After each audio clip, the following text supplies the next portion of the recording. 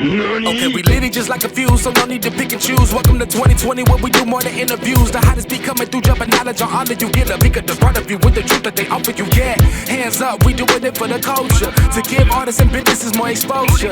Keeping it real and stay solid just like a boulder. It's about to go all the way down, can't get no lower. Chasing my dreams, know that they get no slower. But if I stay running, I promise they getting closer. Moreover, success my older. And if you're sleeping on me, I'm waking them up like Folgers. I told you, coming from the land with the tide roll. Well, we'll be on a whole different vibe though. We like to ride slow and keep our windows tinted so you really can't see us. Like Stevie Wonder waking up with his eyes closed. Yeah, got the kind of flow that rock the boat. On my 16s of pounds of dough. And if you figure you can hang with me on the mic, then grab some rope. Matter of fact, better grab some hope. While you at it, we keep it live, it's time to tune in. Turn up the sound on what you're using. It goes so hard, I think it's bruising. The show is 2020, no need to zoom in. Yeah.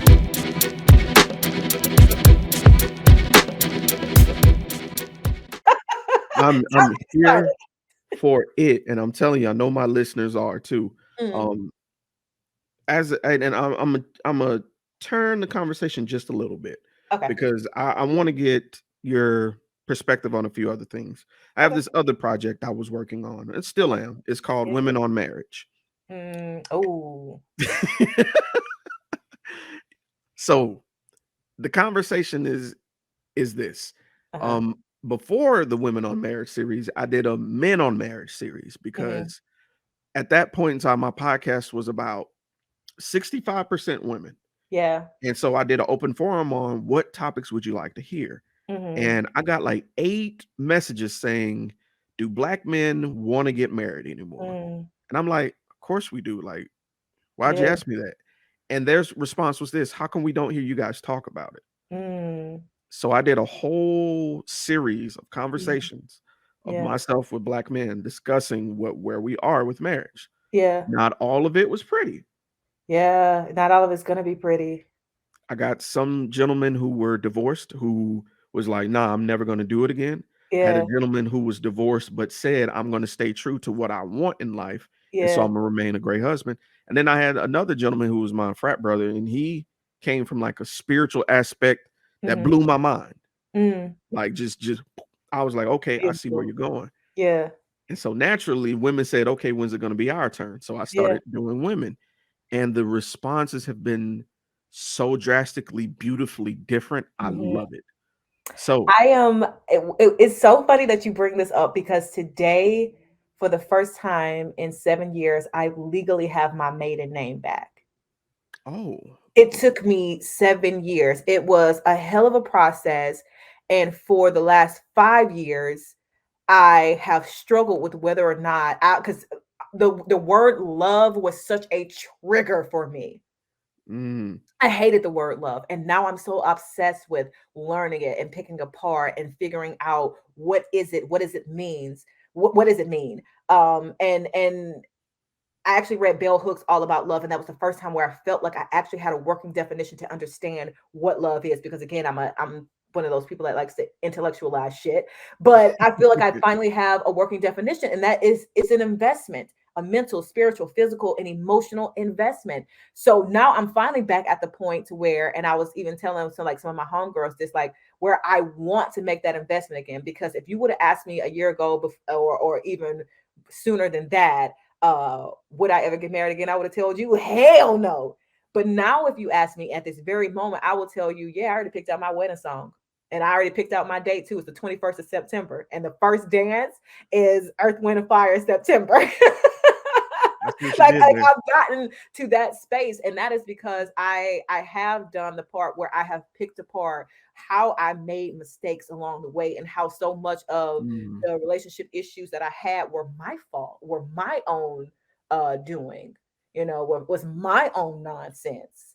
And cleaning that up and coming back to it, but also deconstructing marriage, because just like religion, we have been given this checklist of all of these things that we're supposed to do, but those work for average, not individuals.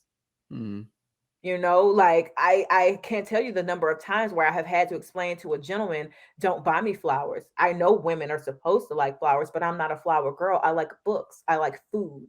I like playlist. You can save your money sending me flowers because they're not going to mean anything to me. But if you take the time to be like, hey, I heard this song and I thought about you, it's going to give you the same reaction from me as on average you would believe sending a woman flowers would. Right. Individualize your intimacy to me. That's Mm-hmm. what I'm asking. And over again, I keep being met with cliche intimacy. I don't want that. I didn't know that I didn't want that before. And I didn't know that that's why I was not responding to the people that I was dating and why I could not see a long-term connection with these people. Why I immediately wanted to go in a different direction. It was because these were not the people that were looking to individualize their intimacy with me. And therefore I didn't want to do it with them. Damn. But now I want that. Now I desire that. Have I found it? Nope. Nope. It's been a long road, but I have yet to give it the faith because now I understand that what I want is rare and therefore it's going to take a little bit more, prep time, a little longer to cook. Right. And That I'm okay with anticipation makes it worth it, I that. imagine. But Yeah. that's interesting that you brought that up. A lot of times I don't get to have these conversations with women Yeah. because it's so many defensive positions out of hurt that Mm-hmm. people just stop listening. Yeah. But with this platform, and when I genuinely and earnestly, honestly Yeah. approach someone trying to understand and bridge that gap so Mm-hmm. that someone else can understand, I think people are more receptive to speaking about it. Absolutely. I do. I see exactly what you mean because I have been on both sides of this where it was fuck these niggas. I don't want to hear what you have to say because look at the pain that you caused. Hmm. But at the same time, it never dawned on me that maybe you were being destructive because you have been destroyed. And maybe some of that is my fault. Maybe it's never been safe for you to, be anything other than destructive in my presence. And I like honestly like discovering that your shit stank is I had this one guy friend. Well, this one guy. I guess he really wasn't my friend. He was a guy that I was like messing around with. But he was like the first one to ever tell me how destructive I was. And Ooh. I was always like, "It's y'all niggas. Y'all are the problem." And he finally broke it down to me one day. He was like, "You are so destructive. It's not even funny. How did you take You that? are you are just plowing through men, destroying them one after another, and wearing it as a badge of honor. But why are you so destructive? Why did you destroy me?" And I was like, "Oh shit, did I destroy you?" And he was like, "Yeah." And that was the first time I had a conversation with somebody that had to say out loud to me, "You were destructive towards me." And I was like, "Oh shit, I have become the very thing I never wanted to be." Mm. Now I look just like all of my monsters. And I realized that my monsters were also destroyed at some point, and that's what made them destructive. Now I can have a certain empathy and compassion when they begin to speak. Does it still trigger me sometimes? Hell yeah. Sometimes it's still fuck these niggas. But then I have to immediately hit a U-turn and be like, okay, wait. Let me hear what this man is trying to say. And then I've even learned to stop referring to him as these niggas and say, this man Mm. watching my conversation. Can I ask you an honest question? Please. Because this people who are listening to this are going to want to know, and this is on behalf of men, Okay. because I've had this question posed to me from women. Okay. With your circle, and when someone is in that space, Uh-huh. whereas fuck them niggas or fuck Uh-huh. them girls or Uh-huh. fuck the women from whatever standing you're in or what circle you're in, Uh-huh. how do you acknowledge that statement in your circle? Because Mm. I know in my circle, and this is just me, this is just the type of niggas I run with. Mhm. The instant someone is like, man, fuck women, I ain't Mhm. fuck these hoes. It's like, whoa, what happened to you? Mhm. Like we go, and it's probably because the circle I run with are people I'm comfortable being addressed 100% down yourself. me with. Yeah. Yeah. And I am in the same. Like I again very seldom call people a friend. So when I say it, I mean it honestly. Um I actually recently said that. So we were having a discussion about, and this is like a complete transparent moment. So we were talking about sex, and like one of the questions is like, well, what do you do with blase blase? And so we were going for back and forth cracking jokes, and I was like, honestly, I really don't do nothing. And so one of my friends chimes in and she's like, "Do you want these niggas to think you lazy?" And I was like, "Righteously, fuck these niggas. I don't care. I'm never gonna see them again. So I might as well get mine and get out." Right. Mm. And she called me on it almost immediately. She was like, "That's not cute. And I know you thought that sounded like some boss shit, but like, no." And like then I had to like come to terms with the fact that I have been so disconnected over the years that I don't even give a damn about the people that I'm screwing. I'm just screwing them to get mine and then disposing of them, which again is messy, which is destructive. Because why would you do that? She called me out on it immediately. And then I had to go unpack some more of my stuff and go, all right, now we might need to start looking at celibacy because we can't be destructive like this anymore. This isn't helping the goal of you want to be in a healthy, fulfilling relationship. You can't keep down this road, sis. Those are the people that you want around you, not the ones that gonna be like, "Hell yeah, girl, fuck these niggas." Like, don't say that. Don't say that. Ooh. Leave that alone. It reminds me of that scene from Candyman where they say his name and she's like, no, don't say that. Right. Don't say that. Like that was almost the immediate reaction from my homegirl. And I'm glad that was her reaction and not like, okay, girl, because you better get yours because they gonna get theirs. Like it was like, And again, I also had to come to terms with the fact that I did not see men as a partner. I saw them as predators. Oh, wow. And I wanted to, be the hero that saves everybody from the predator before the predator destroys the village. You were on a conquest. I was on a conquest, a very destructive one. And I thought that I was righteous in my being a vigilante, and I wasn't. Sheesh, you were a villain. I was the fucking villain.